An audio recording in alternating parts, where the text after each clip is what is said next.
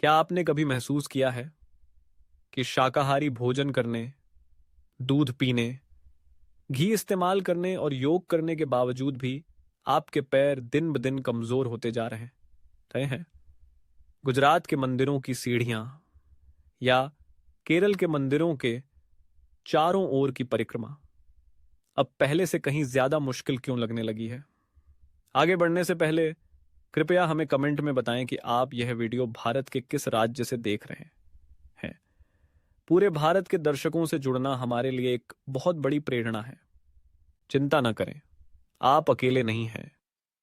भारत में कई वरिष्ठ नागरिक बताते हैं, नाश्ते के बाद भी थकान महसूस होती है, चक्कर या हल्का सिरदर्द होता है। जमीन या नीची कुर्सी से उठते समय पैरों में कंपन और कमजोरी लगती है। यह स्थिति केवल बुढ़ापे की वजह से नहीं होती। असली कारण यह हो सकता है कि आपके शरीर में स्वयं को पुनः स्थापित करने की क्षमता धीरे धीरे कम हो रही है। एक महत्वपूर्ण प्रक्रिया जो अब कमजोर हो गई है, ऑटोफेजी। लेकिन अच्छी खबर यह है कि शायद की है, आप इस उपचार प्रक्रिया को केवल कुछ छोटे खानपान बदलावों से फिर से सक्रिय कर सकते हैं। ना तो दवाइयों की जरूरत है, ना ही सख्त डाइट की। बस वही आसान नियम अपनाइए जिन्हें जापान के 5 प्रसिद्ध डॉक्टर, जिनकी सलाहों ने लाखों लोगों को 90-100 साल तक स्वस्थ जीवन दिया, रोज अपनाते हैं। वीडियो के अंत में आप जानेंगे कि किस समय खाना चाहिए, किस समय उपवास करना चाहिए और कौन सा एक साधारण पेय डॉक्टर हर सुबह पीते हैं जिससे मांसपेशियां मजबूत होती हैं और पैरों की ताकत बढ़ती है। अंत तक जरूर देखिए, क्योंकि एक छोटी सी आदत अगर सही तरीके से अपनाई जाए तो वह आपके जीवन में बड़ा बदलाव ला सकती है। अगर आप अभी भी देख रहे हैं तो कृपया कमेंट में 1 लिखें ताकि मुझे पता चले कि आप मेरे साथ जुड़े हुए हैं। और 1, इंटरमिटेंट फास्टिंग, शरीर की प्राकृतिक मरम्मत प्रणाली को चालू करने का तरीका। क्या आपने कभी महसूस किया है कि नाश्ता करने, दूध, ब्रेड या पराठा खाने के बाद भी थकान, नींद या मानसिक आलस्य बना रहता है? 60 की उम्र के बाद शरीर भोजन को पहले जैसा उपयोग नहीं कर पाता। सुबह से रात तक लगातार खाने से शरीर को खुद को सुधारने का समय ही नहीं मिलता। इससे मांसपेशियां कमजोर होती हैं, सहन शक्ति कम होती है और शरीर में सूजन बनी रहती है। नोबेल पुरस्कार विजेता डॉ योशिनोरी ओसुमी ने सिद्ध किया कि हमारे शरीर में एक अद्भुत प्रणाली होती है जिसे ऑटोफेजी कहते हैं। एक ऐसी प्रक्रिया जिसमें शरीर की कोशिकाएं खुद को साफ करती हैं और मरम्मत करती हैं। जब हम 12-16 घंटे तक उपवास करते हैं तब यह प्रक्रिया सक्रिय होती है। भारत में यह विचार नया नहीं है। प्राचीन काल से आयुर्वेद, इस्लाम और बौद्ध धर्म में उपवास की परंपरा रही है। दिन में 2 बार भोजन या सप्ताह में 1-2 दिन उपवास करना। आज विज्ञान भी यह मानता है कि यह प्रक्रिया शरीर की मरम्मत, दीर्घायु और बीमारियों से बचाव में मदद करती है। जापानी शोधकर्ता डॉ ताकायुकी तेरुया बताते हैं, उपवास चयापचय को तेज करता है, रक्त में प्राकृतिक एंटीऑक्सीडेंट को बढ़ाता है, मांसपेशियों की मरम्मत करता है, जो वृद्ध लोगों के लिए बेहद जरूरी है। अगर शुरुआत करना कठिन लग रहा हो तो यह आसान तरीका अपनाएं। रात का भोजन 7 बजे से पहले करें। अगली सुबह 9-10 बजे के बाद नाश्ता करें। सुबह गर्म पानी, अदरक की चाय या सेब गाजर का रस लें। आपको भोजन छोड़ने की जरूरत नहीं, बस खाने के बीच शरीर को आराम दें। यह शरीर का एक प्राकृतिक उपहार है, बस आपको इसे सक्रिय करने का अवसर देना है। विशेषज्ञ की दृष्टि, क्यों इंटरमिटेंट फास्टिंग मूल समाधान है? नोबेल विजेता डॉ ओसुमी ने यह साबित किया कि जब हम लगातार खाते हैं, दिन में 3 बार भोजन और बीच में स्नैक्स, तो हमारी पाचन प्रणाली और कोशिकाओं को खुद को साफ करने और मरम्मत करने का समय नहीं मिलता। इससे उम्र बढ़ने की प्रक्रिया तेज होती है, मांसपेशियां कमजोर होती हैं और बीमारियां पनपती हैं, खासकर 60 के बाद। समाधान क्या है? खाली समय देना, जिसे फास्टिंग विंडो कहते हैं, जब शरीर पाचन को रोककर मरम्मत मोड में चला जाता है। विशेषज्ञों के अनुसार उपवास के दौरान 3 महत्वपूर्ण चीजें होती हैं।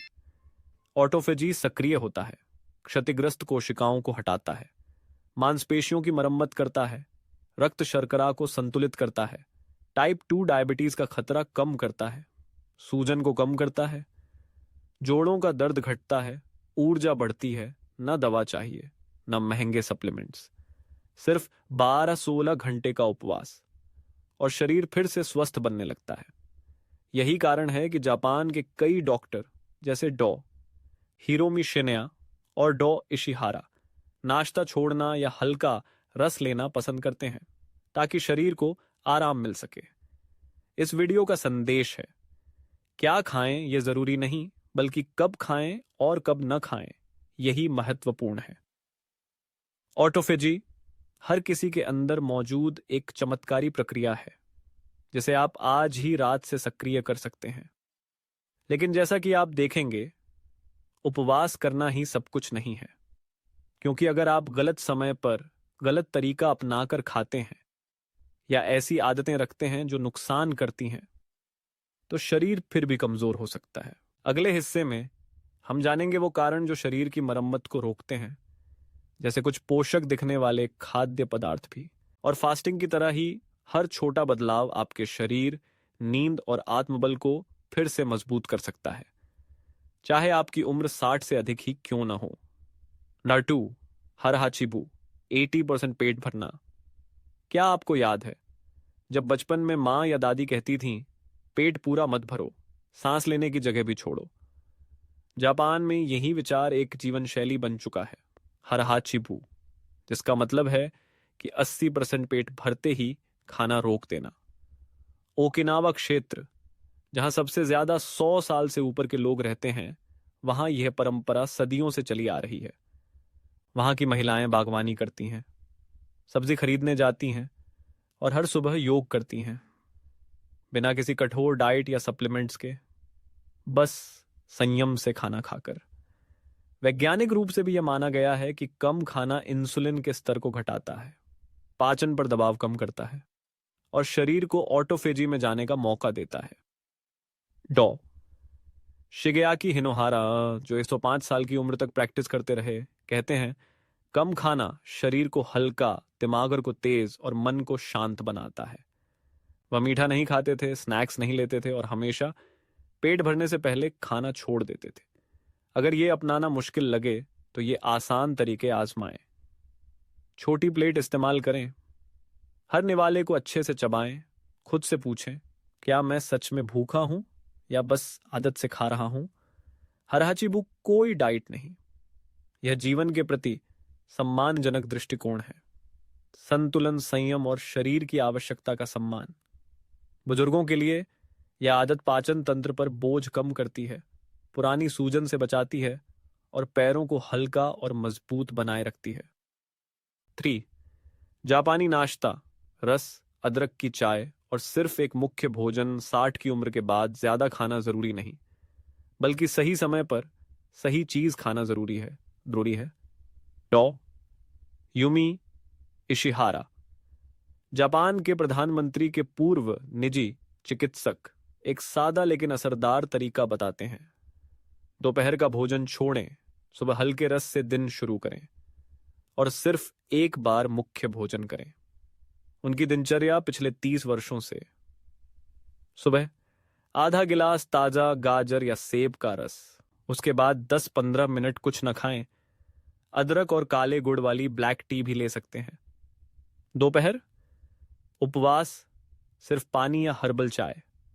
रात एक मुख्य भोजन, सब्जियां, मिसो सूप, मछली, ब्राउन राइस या जौ। यह आदत ऑटोफेजी को क्यों सक्रिय करती है? गाजर का रस, लिवर और आंखों के लिए अच्छा, रक्त को साफ करता है। सेब का रस, सूजन घटाता है, क्वेरसेटिन होता है। काला गुड़, मिनरल्स देता है, आयरन, कैल्शियम, पोटेशियम। अदरक, पाचन सुधारता है, रक्त प्रवाह तेज करता है। भारत में अदरक की चाय और ताजा रस पहले से प्रचलित हैं, बस समय, मात्रा और संयोजन को थोड़ा बदलें और आप फर्क महसूस करेंगे। श्योर, एक सच्ची कहानी। अहमदाबाद के रघुवीर जी की वापसी। रघुवीर जी 67 अहमदाबाद में रहते हैं।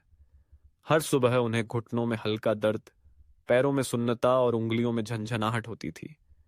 वो मानते थे कि ये उम्र का असर है और सिर्फ तेल लगाकर आराम कर लेते थे। एक दिन सोमनाथ मंदिर में सीढ़ियां चढ़ते हुए उन्हें ऐंठन हुई और वे गिरने से बचे। उसी पल उन्होंने बदलाव का निर्णय लिया। उनके बेटे, जो फार्मा इंडस्ट्री में है, ने एक वीडियो भेजा जिसमें ऑटोफेजी और जापानी डॉक्टरों की सलाह थी। उन्होंने एक बदलाव किया। रात 7 बजे के बाद कुछ नहीं खाया। सुबह सिर्फ सेब और अदरक का रस। दिन में सिर्फ एक मुख्य भोजन। 10 दिनों में शरीर हल्का महसूस हुआ। सुबह कोई दर्द नहीं रहा। 30 मिनट लगातार चल सके। अब वह कहते हैं, मुझे किसी टॉनिक की जरूरत नहीं, बस शरीर को आराम देना और भरोसा करना जरूरी है। ऐसी कहानियां वो पंजाब से तमिलनाडु तक फैली हुई हैं, जहां लोग अब अपने शरीर की सुन रहे हैं। कई बार जरूरत दवाओं की नहीं, बल्कि उन आदतों को हटाने की होती है जो शरीर को थका रही हैं। नंबर 5, सुबह का जूस अच्छा या नुकसानदायक। भारत के कई घरों में, खासकर मुंबई और हैदराबाद जैसे शहरों में, सुबह का जूस, संतरा, अनार, केला एक सामान्य आदत है। लोग मानते हैं, मैं विटामिन ले रहा हूं, जितनी जल्दी उतना अच्छा। लेकिन सच यह है, खाली पेट मीठा जूस पीना ऑटोफेजी को रोकता है। डॉ ताकायुकी तेरुया के अनुसार फलों में मौजूद प्राकृतिक शक्कर, फ्रुक्टोज, भी इंसुलिन को तेजी से बढ़ाती है, जिससे शरीर की सफाई प्रक्रिया रुक जाती है। इससे कोशिकाएं में ठीक से साफ नहीं होती, पेट और अंगों में चर्बी जमा होने लगती है, पैरों की नसों में रक्त प्रवाह धीमा हो जाता है। सही विकल्प क्या है? पूरी गिलास रस के बजाय आधा गिलास गाजर का रस, कम मिठास, विटामिन ए या सेब और अदरक का मिश्रण। 15-20 मिनट बाद ही कुछ और खाएं। चाहें तो एक मुट्ठी बादाम या एक चम्मच ऑलिव ऑयल लें। यह वही तरीका है जो डॉ इशिहारा एंड डॉ शिनया सिखाते हैं, जिससे रस का लाभ मिलता है, नुकसान नहीं। भले ही कुछ चीजें अच्छी लगें, पर गलत समय, मात्रा या तरीके से ली जाएं तो 60 के बाद नुकसान कर सकती हैं। इसलिए सुबह पेट को धीरे धीरे, वैज्ञानिक और शांत तरीके से शुरू करना चाहिए। 6, जब विज्ञान परंपरा से मिलता है, उपवास का आयुर्वेद, इस्लाम और बौद्ध दृष्टिकोण। ऑटोफेजी को विज्ञान ने हाल ही में पहचाना, पर भारत में लोग सदियों से इससे परिचित रहे हैं। आयुर्वेद में उपवास सिर्फ खाना न खाना नहीं, यह अग्नि को संतुलित करना, आम को निकालना और शरीर को नया बनाना है।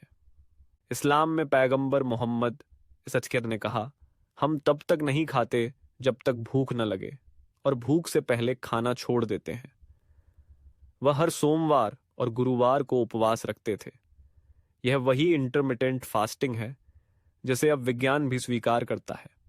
बौद्ध धर्म, थेरवादा परंपरा में भिक्षु केवल सुबह और दोपहर में खाते हैं। उसके बाद ध्यान, विश्राम और ऊर्जा पुनः संचय करते हैं। उनका मानना है, खाली पेट मन शांत रहता है और शरीर बेहतर तरीके से चंगा होता है। अब जापानी डॉक्टरों की खोजों के जरिए हम जानते हैं, ये धार्मिक और पारंपरिक आदतें वास्तव में ऑटोफेजी को सक्रिय करती हैं। उपवास कोई नया ट्रेंड नहीं, यह सदियों पुरानी समझदारी है जिसे अब विज्ञान ने प्रमाणित किया है। अगर आप पहले से उपवास करते रहे हैं तो आप सही रास्ते पर हैं। यह आपके पैरों, मस्तिष्क और जीवन को स्वस्थ रखने का तरीका है। निष्कर्ष आपने देखा, कोई महंगी दवा, जटिल डाइट की जरूरत नहीं, बस खाने का तरीका, समय और ध्यान थोड़ा बदलने की जरूरत है। चाहे आप केरल, गुजरात या तमिलनाडु में रहते हों, भले ही संस्कृति अलग हो, शरीर का आधार एक ही है। वह खुद को चंगा कर सकता है अगर आप उसे अवसर दें। आज आपने जाना, उपवास से मांसपेशियां फिर से बनती हैं, 80% पेट भरने से शरीर हल्का और तेज बनता है, और एक हल्का जूस सुबह आपको पूरा दिन ऊर्जावान बना सकता है। अगर यह वीडियो उपयोगी लगा हो तो अपने परिजनों के साथ साझा करें, खासकर वे जो पैरों की कमजोरी, नींद की कमी या थकान से जूझ रहे हैं। जापानी डॉक्टरों की सलाह और भारतीय परंपराओं की समझ मिलकर हमें और हमारी पीढ़ियों को स्वस्थ जीवन की ओर ले जा सकती है।